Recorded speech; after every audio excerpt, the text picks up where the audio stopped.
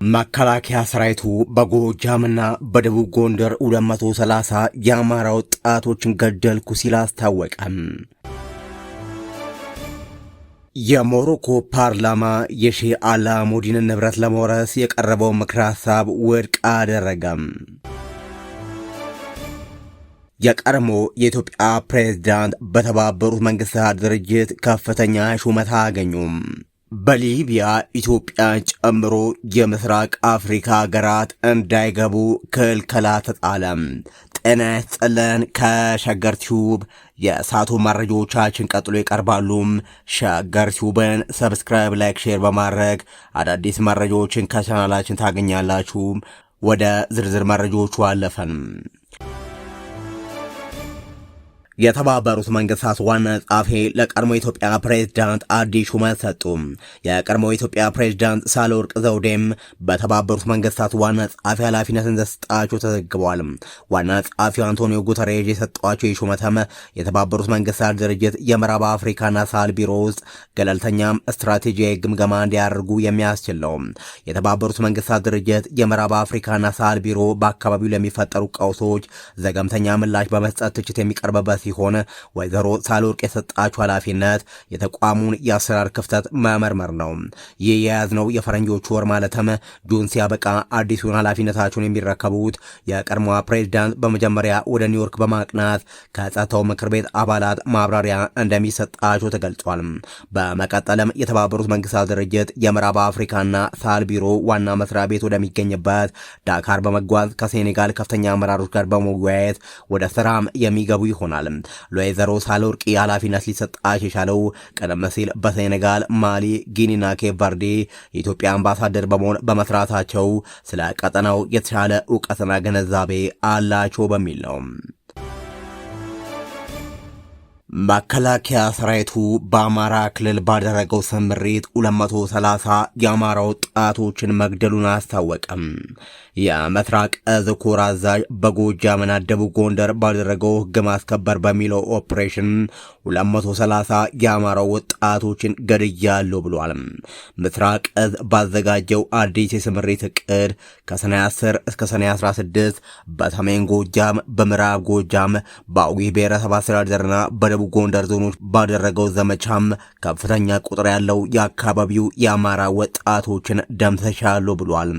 አኩስያለሁ፣ ማርኬያለሁ ሲልም አስተያየቱን ሰጥቷል። ጽንፈኛ የሚላቸውን የአማራ ወጣቶችን የገባበት ገብቶ የማጽዳት የ7 ቀናት ኦፕሬሽን ፒኬም መስሬስ፣ ኤኬም ክላሽ፣ የቃታ መሳሪያም፣ ሽጉጥ፣ የድሽቃ ፈሙዝ፣ የድሽቃ ጥይት፣ የኬፔ መስረስ ጥይትና የክላሽ ጥይት፣ ሌሎች የጦር መሳሪያዎችና የውጊያ ቁሳቁሶች እንዲሁም የሎጂስቲክስ ንብረቶች በቁጥጥር ስር ውለዋል።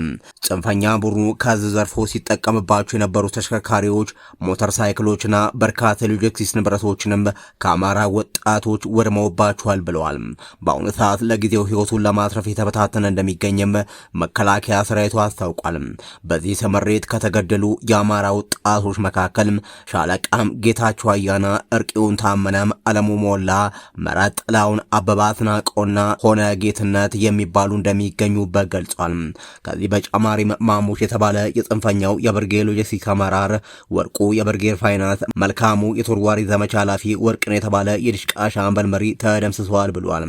የምስራቅ እዝ ኮር አዛዥ ብርጋዴር ጀነራል አዲቱ መሐመድ፣ ኮር አዛዥ ብርጋዴር ጀነራል መላኩ ገላነም እንዲሁም የኮር ምክትል አዛዥ ኮሎኔል ልጅ አለም በተኩ እንዳሉት ጽንፈኛ ቡድኑ የህዝብን ሰላም በማወክ የዕለት ተዕለት ሰላማዊ ህይወቱን እንዳያከናውን ጋሬጣ ሆኗል ይላሉም የአማራ ወጣቶችን። የእዙ ሰራዊት ከክልሉ አመራርና የጸጥታ ኃይል ጋር በመቀናጀት ባደረገው የ7 ቀናት ስምሪት ጽንፈኛ ቡድኑ የሚወሸቅባቸውን ጥሻዎችና ጫካዎች በማሰስ በማክበብና ከፍተኛ ምት በማሳረፍ ማሽመድመድ ተችሏል ይላል። እውነቱ የሆነው ሳለም በጽንፈኛው ተከፋይ የማህበራዊ ሚዲያም በዲያስፖራ ደጋፊና ቅጥረኛ ዩቲዩበሮች መሬት ላይ ያለውን ሀቅ ለማዛባት በሐሰት ለማደናገር ቢጥሩም ህዝቡ እውነታውን ስለተረዳና እንደማይጠቅሙ ስለተገነዘበም አንቅሮ እንደተፋቸው አመራሮቹ ተናግሯል ይላል የአማራ ወጣቶችን በየሰፈራቸው ገብቶ እየጨፈጨፈ የሚገኘው ሰራዊቱ። በዚህ ተመሬት የክልሉ የጸጥታ ኃይል ራሱን ችሎ በመዋጋት ጠላትን በመደምሰስና በማረክ ያሳየው ጀግንነት ለሰላሙ መገኘት አስተዋጽኦ የጎላ እንደነበር ገልጿል። ሰራዊቱ ግዳጁ በሚፈጽምባቸው አካባቢዎች ያለው ህብረተሰብም መረጃ በመስጠት መንገድ በማሳየት በሌሎች መስኮች ድጋፍ በማድረግ ሰላም ወዳድነቱን በተደጋጋሚ አረጋግጧል ይላል መከላከያ ሰራዊቱ። በድሮን የሚጨፈጭፈው ማህበረሰብ በምን ሁኔታም ከጨፍጫፊው ጦር ጋር አብሮ እንደሚቆም ግን የገለጸው ነገር የለም። የሞሮኮ ፓርላማ የሼህ አላሙዲን ንብረት ለመውሰድ ያቀረበው ምክረ ሀሳብ ውድቅ አደረገም። የሞሮኮ ፓርላማ ሰሞኑን ባደረገው ስብሰባም የሼህ መሐመድ አሊ አላሙዲን ንብረት የሆነው ሳሚር ነዳጅ ማጣሪያ እንዲወረስ የቀረበውን ረቂቅ ሕግ ውድቅ አድርጓል። በትውልደ ኢትዮጵያዊ ሼህ መሐመድ አልአሙዲ በባለቤትነት ለበርካታ ዓመታት ሲተዳደር የቆየ ነው። ነዳጅ ማጣሪያው የአላሙዲን ንብረት በሆነው ኮራል ሆልዲንግ ስር እንደ አውሮፓውያን አቆጣጠር ከ1997 እስከ 2016 ሲንቀሳቀስ የቆየ ሲሆን ድርጅቱ ያጋጠመውን የ4 ቢሊዮን ዶላር ኪሳራ ተከትሎ ላለፈው 10 ዓመት ለመዘጋት ተገዷል። ኪሳራውን በተመለከተም አላሙዲ በዓለም አቀፍ ፍርድ ቤት ይግባኝ አቅርበው እየታየላቸው ይገኛል። ለሞሮኮ ፓርላማ ሰሞኑን የቀረበው ምክረ ሀሳብ ይህንን ነዳጅ ማጣሪያም መንግስት እንዲወርሰው የሚጠይቅ መሆኑን ቢሊዮነርስ አፍሪካ ዘግቧል። ሀሳቡን ያቀረቡት የፓርላማ አባላት አገሪቱ በየወሩ 3 ቢሊዮን ድራም ወይም 300 ሚሊዮን ዶላር ለነዳጅ ድጎማ እያደረገች መሆኑን ገልጸው ነዳጅ ማጣሪያው ቢወረስና ስራ እንዲጀምር ቢደረግ የመንግስትን ጫና እንደሚያቃልል ገልጸው ተከራክሯል። የሆርሙዝ ሰርጥ መዘጋቱን ተከትሎ መንግስት የሚያወጣው ድጎማ እያደገ መሄዱን ማስረዳታቸውን ዘገባው አስረድቷል። ሀሳቡን የተቃወሙት የፓርላማ አባላት ደግሞ ጉዳዩ በዓለም አቀፍ የግልግል ዳኝነት የተያዘ በመሆኑ አደጋ እንደሚያስከትል በመግለጽ የተሟገቱ ሲሆን ይህንን ተከትሎ ሀሳቡ ውድቅ ሆኗል። ሊቢያ ኢትዮጵያን ጨምሮ የምስራቅ አፍሪካ ሀገራት ዜጎች ወደ ሀገሬ እንዳይመጡ አለች። በተከፋፈለችው ሊቢያ ምስራቃዊ ክፍል የሚገኘው አስተዳደር ከ4 የአፍሪካ ሀገራት የሚመጡ ዜጎች ወደ ግዛቱ እንዳይገቡ የሚያግድ ጥብቅ መመሪያ አውጥቷል።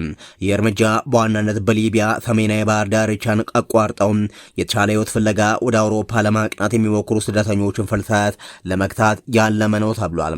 ማክሰኞ ይፋ ያደረገው ውሳኔም የሱዳን፣ የኤርትራ፣ የኢትዮጵያና ሶማሌ ዜጎች በማንኛውም የየብስ የባህር ሆነ የአየር በሮች ወደ ሊቢያ ግዛት መግባት የተከለከለ ነው ሲል በግልጽ አስቀምጧል። ይሁን እንጂ አስተዳደሩ በወጣው መግለጫም ዲፕሎማቶች እንዲሁም በጤናና በትምህርት ዘርፍ ተቀጥሮ የሚሰሩ ባለሙያዎች ከዚህ ገዳም ነፃ እንደሚሆኑ ታውቋል። ሊቢያ ወደ አውሮፓ የባህር ዳርቻዎች ለመድረስ ለሚሞክሩ አፍሪካውያን ስደተኞች ዋነኛ መሸጋገሪያ ሆና ቆይታለች። እነዚህ ስደተኞች አብዛኛውን ጊዜ በህገወጥ የሰዎች አዘዋዋሪዎች አማካኝነት ለደህንነት አስጊ በሆኑ አነስተኛ ጀልባ ታጭቀው የሚጓዙ ሲሆን በዚህ አደገኛ የባህር ላይ ጉዞም በሺ የሚቆጠሩት ህይወታቸውን ያጣሉ።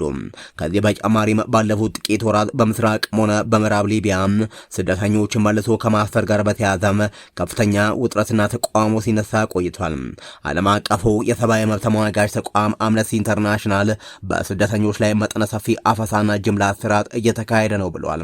የተባበሩት መንግስታት ድርጅት መረጃ እንደሚያሳየው በአሁኑ ሰዓት በሊቢያ ከ900 ሺህ በላይ ስደተኞችና ጥገኝነት ጥያቄዎች ያሉ ሲሆን ከነዚህም ውስጥ ሱዳናውያን ከፍተኛውን ቁጥር ይዛሉ። አብዛኞቹ ስደተኞች አይናቸውን ወደ አውሮፓ ጥለው ቢሞክሩም ጀልባዎቻቸው በባህር ላይ በመጠለፍ ወደ ሊቢያ እንዲመለሱ እየተረገመ ይገኛል። ከሸገር ቲዩብ ለሰዓቱ ያዘጋጀናቸው መረጃዎቻችን እነዚህ ነበሩ። ሸገር ቲዩብን ሰብስክራይብ፣ ላይክ፣ ሼር በማድረግ አዳዲስ መረጃዎችን ከቻናላችን ታገኛላችሁ። በያላችሁበት ሰናይ ጊዜ ተመኛል።